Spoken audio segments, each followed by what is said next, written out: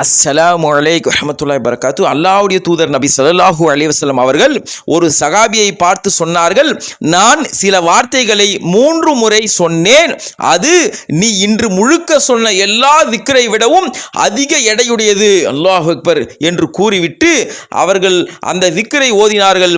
சுப்ஹானல்லாஹி வ பிஹம்திஹி அதத ஹல்கிஹி வ ரிதா நஃப்ஸிஹி வ ஸீனத அர்ஷிஹி வ மிதாத கலிமாத்திஹி. அல்லாஹ் பரிசுத்தமானவன், அவனுக்கே எல்லா புகழும். அவனுடைய படைப்புகளின் எண்ணிக்கைக்கு சமமாக, அவன் திருப்தி அடையும் அளவுக்கு, அவன் அரிசின் எடைக்கு சமமாக, அவன் வார்த்தைகளின் மைய அளவுக்கு சமமாக அவனை நான் புகழ்கிறேன். இந்த வார்த்தை சாதாரண வார்த்தையில் அல்லாஹ்வுடைய நடிகார்களே, இதனுடைய நன்மை கற்பனைக்கு எட்டாதது.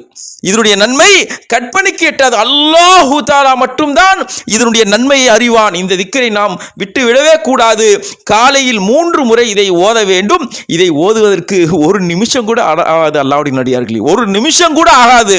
ஆனால் இதனுடைய நன்மையோ வியக்கத்தக்க அளவிற்கு மிகப்பெரிய நன்மை அல்லாஹ் கொடுப்பான். அஸ்ஸலாமு அலைக்கும் வரஹ்மத்துல்லாஹி வபரகாத்துஹு.